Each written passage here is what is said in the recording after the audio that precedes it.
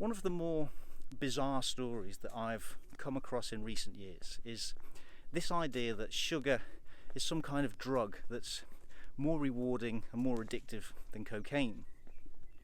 And it's an idea that's based in part anyway on research showing that certain parts of the brain light up when you eat sugar. And those are the same parts of the brain that light up when you take cocaine. But when you think about it, it's one of those things that might sound good in theory, but it doesn't really pass the reality check. So for one, there is some sugar in one of my kitchen cupboards right now.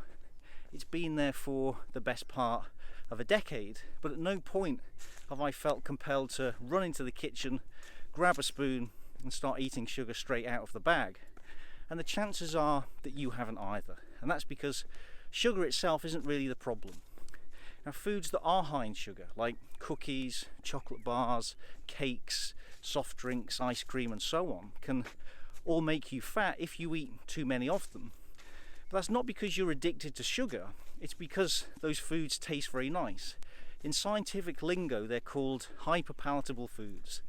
Now, these are foods that taste good and that you want to eat more of, even when you're not really hungry.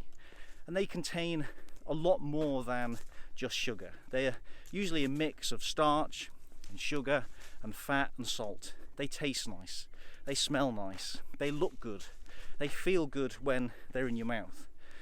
Now, food companies go to huge lengths to create these foods. And there are these giant research facilities out there with an army of food chemists and psychologists and technicians costing tens of millions of dollars. And they exist for the sole purpose of finding the most perfect version of a particular product that will cause you to eat as much of the stuff as humanly possible. Now, as a rule, I don't like to ban certain foods, and that's because you don't really need to. As long as your overall diet is set up properly, you can lose fat while still eating many of the foods that you like eating. But there are certain foods that do have the potential to push you off course. So for me, for example, custard creams tend to be a problem. If there is a pack of custard creams in my kitchen, the chances are very high that they won't be here this time tomorrow, and that's because once the pack is open, I will just eat the lot. Now, that pack of custard creams delivers the best part of 800 calories, which is more than enough to offset any calories that I might have burned off in the gym that morning. Now, it's the same story with Crunchy Nut cornflakes.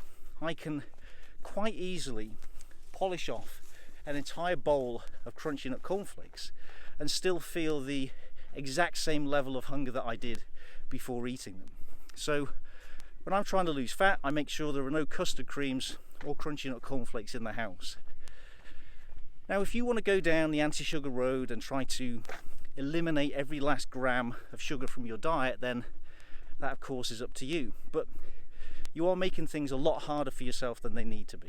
Contrary to what some people might tell you, sugar in and of itself doesn't make you fat, and nor does it stop you losing fat. But where you do need to be careful is with these hyperpalatable foods.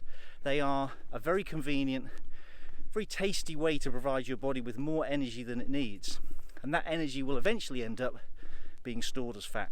Now, I can't tell you what those foods are because they're different for everyone. Sometimes they'll be high in sugar, but not always. Some people will want something sweet, while others prefer something savoury. It does tend to vary from person to person. So if there is a particular food that you know pushes you off course, then do everything possible to avoid it. Don't try to kid yourself that this time will be different and that you'll somehow be able to moderate your intake, because the chances are that you won't. Going up against an army of food scientists and chemists and mathematicians is a fight that you are going to find very, very difficult to win. Anyway, thank you very much for watching, and I will be back with another video very soon.